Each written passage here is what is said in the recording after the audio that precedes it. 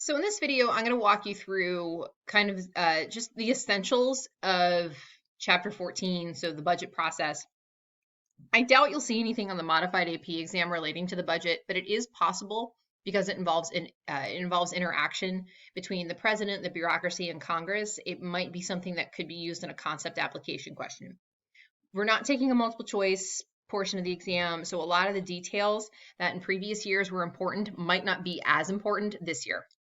So if you go to Canvas, click Modules, and then scroll down to Unit 6, Budget and Public Policy. So you'll see there's a reading guide to help you through Chapter 14. The Budget and Public Policy Notes, which is what we're going to walk through in this video. I also linked to a Crash Course Government video that explains the budget process, and then an article about the differences in philosophies between Keynes and Friedman. That appeared on multiple choice exams in previous years, but I really doubt you'll see anything this year. And then the directions for the fiscal ship game if you want to play.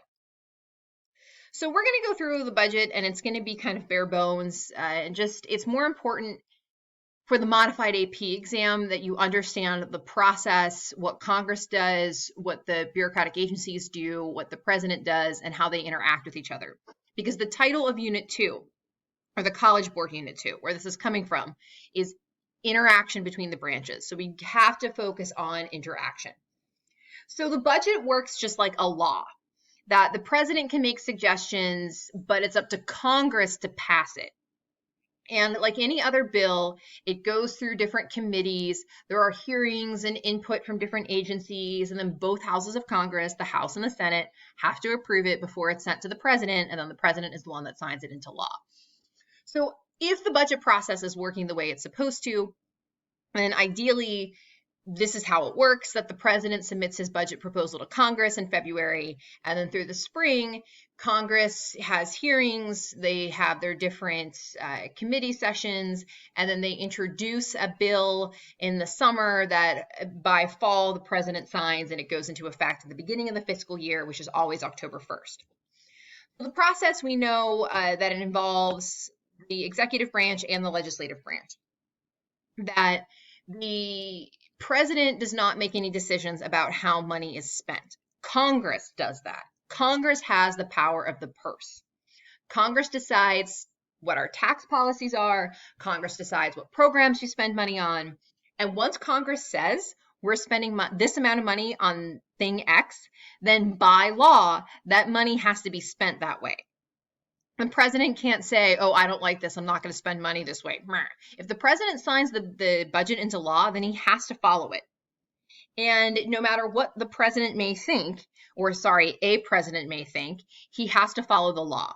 And if Congress says we're going to give this amount of money, for example, to Ukraine, then that money has to be spent in that exact way. That's why in the 1970s, Congress passed the Budget and Impoundment Control Act, which stopped an additional law, stopping the president from making decisions about, oh, well, I don't really like this policy that gives money to school lunches, so I'm just not going to spend the money. Like, the president cannot do that.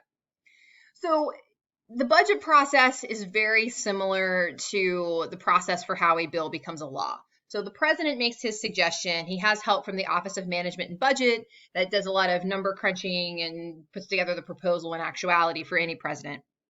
Congress also has the Congressional Budget Office, the CBO, that kind of helps them with the same thing.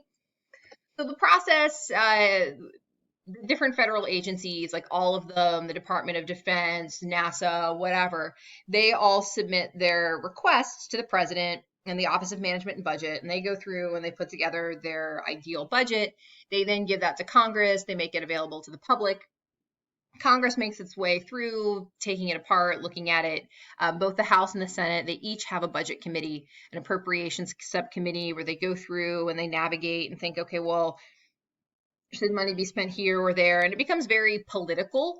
It becomes something that is very partisan, where certain political parties are advocating for more spending or less spending, kind of depending. Typically, Republicans want to cut federal spending, whereas Democrats want to expand spending on certain programs, typically programs that relate to like social welfare, whereas the Republican Party typically supports increased spending only related to the military, that they kind of generally want the federal government to shrink. And how do you shrink the federal government? Okay, you can reduce the amount of money it has to spend, which would therefore kill programs or kill agencies. If they don't have money, they can't operate.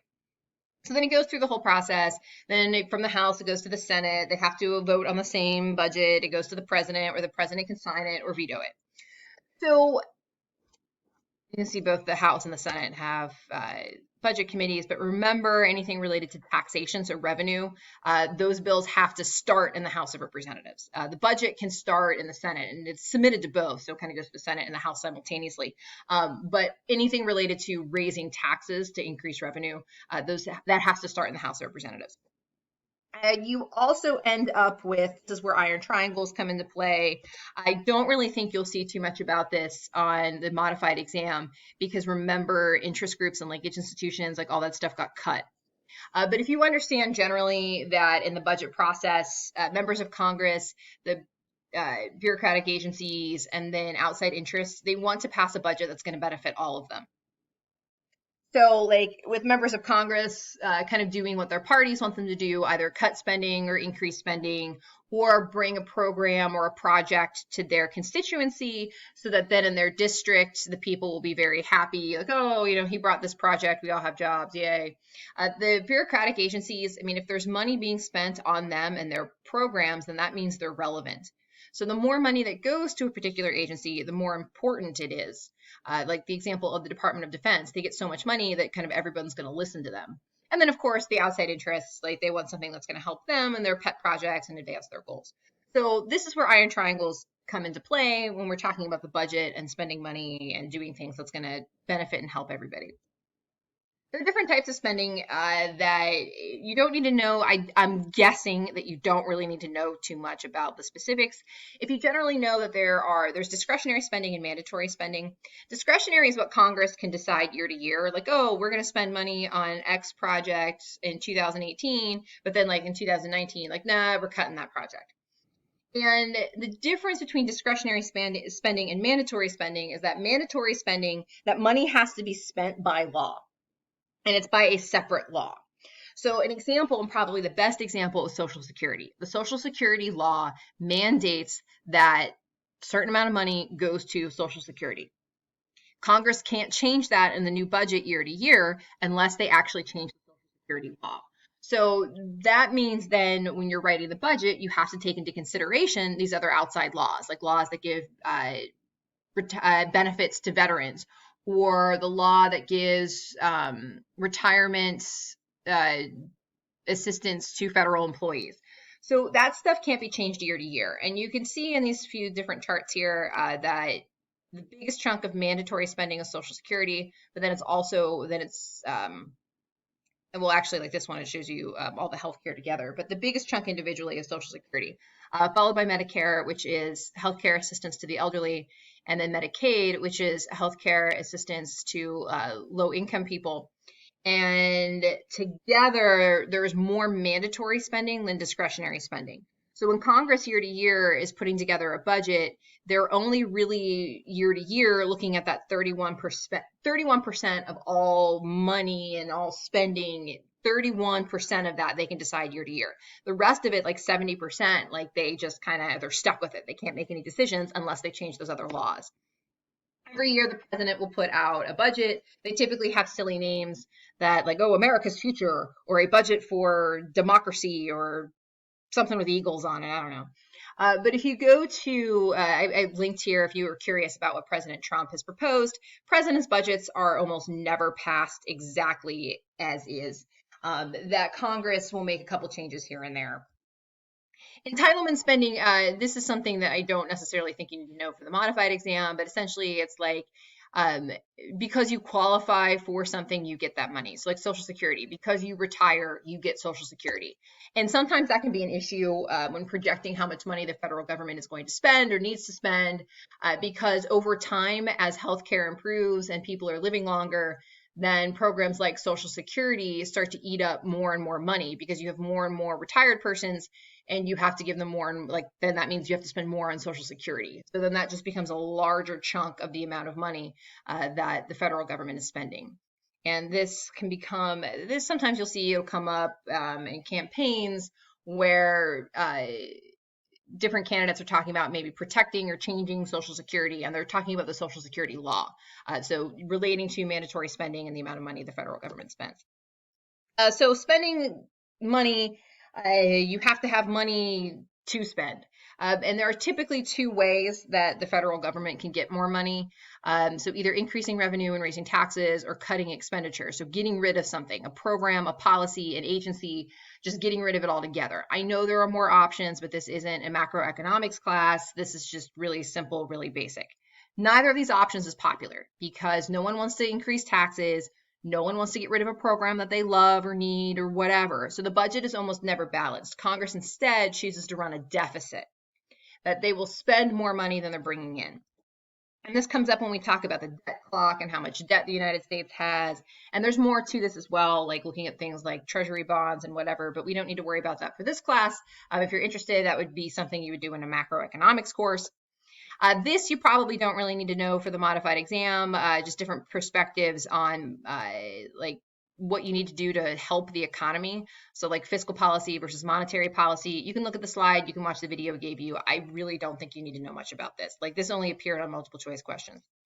So this is the thing that is probably the most important for you in writing a concept application question, that the budget is often one of the casualties of partisanship and divided government. So if the president introduces a budget and says, I want more money on healthcare, and Congress is of a different party and they're like, no money on healthcare, then there's going to be a deadlock. If Congress passes a budget, the president's not going to sign it, etc.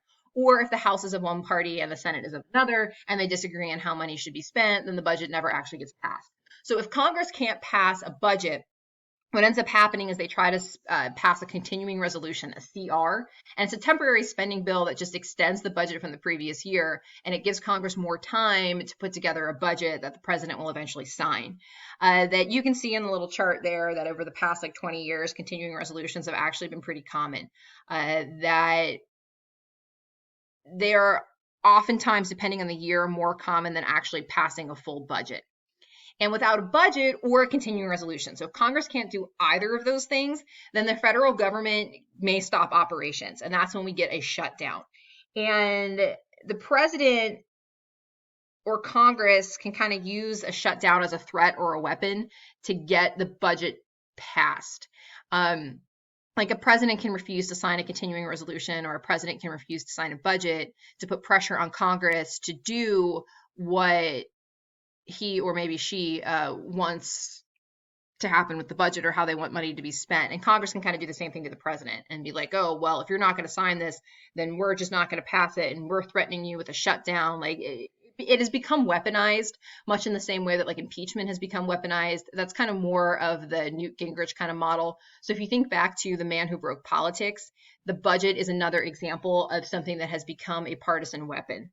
And shutdowns obviously are not popular. That's something that different members of Congress or the president, they'll throw it back and forth at each other, blame each other, whatever. But know that both Congress and the president have a role in making the budget. Congress actually writes the budget and passes it and puts it together and decides where money goes, but the president is the one that signs it. The different agencies, they can make requests, hey, spend money on this project, spend money on us, but it's Congress that decides how that money is being spent. And if they can't decide, then either we have a shutdown or they have to pass a CR, a continuing resolution. This might be an example of the effects of extreme partisanship. Like you could use this in a concept application FRQ. Here's another example of different continuing resolutions through the years. So if you want to get some experience or just kind of play a little game just to kind of see how balancing the budget works, that there's a game at fiscalship.org, and I put the directions on Canvas. And you can go to FiscalShip, click New Game, enter a username, play. It gives you the directions. So you choose different goals and make sure you read them. Like, oh, I work harder for lower taxes. So, okay, well, that means that to achieve your goals, you have to pick policies that reduce taxes. So it goes through, gives you the directions. You can go through and look at scroll through the bottom, look at different examples, and click on different things and choose policies that are either going to increase the debt, or if you bring this little line down and the little ship rights itself, then you've successfully balanced the budget.